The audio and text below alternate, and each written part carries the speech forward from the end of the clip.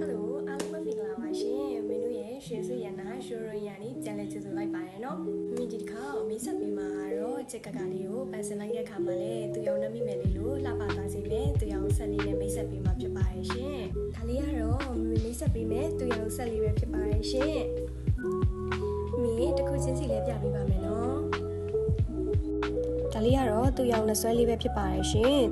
သူလေးကတော့သူရောင်ကြောင့်အစင်တက်လေးကိုမှအလယ်မှာဗရက်များလေးတပွင့်မှာပါတဲ့အပြင်ကိုမှဘေးကိုလည်းကနုတ်လေးပုံစံလေးခပ်ပေးရအောင်မို့လို့ကိုမမတို့ရဲ့ရွှေနာတော်မှာပန်ဆင်လိုက်တဲ့အခါမှာလည်းအရန်ကိုမှလှပသွားမှာပါနော်ဒါလေးကတော့ဆွဲသီးလေးပဲဖြစ်ပါတယ်ရှင်ဆွဲသီးလေးကိုလည်းသူကရွှေကိုထူထူလေးသုံးပေးထားတဲ့ပြင်ကိုမှနှစ်ထက်တိုင်းမွန်စိန်ဖြူတန်းလေးတွေကသုံးပေးထားအောင်မို့လို့ကိုမမတို့ရဲ့လဲတိုင်းထက်မှာပန်ဆင်လိုက်တဲ့အခါမှာလည်းအရန်ကိုမှအလှတိုးသွားစေမှာပါနော်သူကတော့ထက်ထက်ကိတ်ကိတ်ကြွကြွလေးကြိုက်တဲ့မမတွေဆိုလို့ရှိရင်နော်ဒီသူရောင်ဆက်လေးကအရန်အဆင်ပြေပါတယ်နော်သူကတော့သူရောင်လက်စွပ်လေးပဲဖြစ်ပါတယ်ရှင်ရွှေထူထူလေးသုံးပေးထားတဲ့ပြင်ကိုမှအိုးမြင့်လေးသုံးပေးထားတာမို့လို့ကိုမမတို့ရဲ့လက်ချောင်းတက်တယ်လေးမှာပန်ဆင်လိုက်တဲ့ခါမှာဆိုလို့ရှိရင်လည်းအရန်ကိုမှလှပသွားမှာပါနော်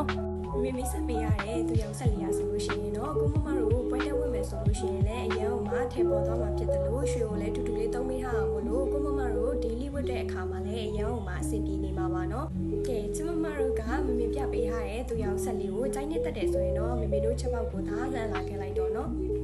မင်းတို့ရှိုးရိုးကြီးကိုလာကြည့်ချင်တဲ့မမတွေကလည်းမင်းတို့ရှိုးရိုးကြီးကိုလမ်းလာခဲ့လို့ရပါတယ်เนาะမင်းတို့ရဲ့ရှိုးရိုးလိပ်စာလေးကတော့အမတ်စကူဇီယာတက်ခလန်တဲ့တုံးထေသူဝနာတင်ငယ်ကြုံမှာဖြစ်ပါတယ်ရှင်ကဲချက်ကကလေးကိုမင်းတို့နောက်ထပ်ဗီဒီယိုတစ်ခုမှပြန်တွေ့ကြမယ်เนาะဘိုင်ဘိုင်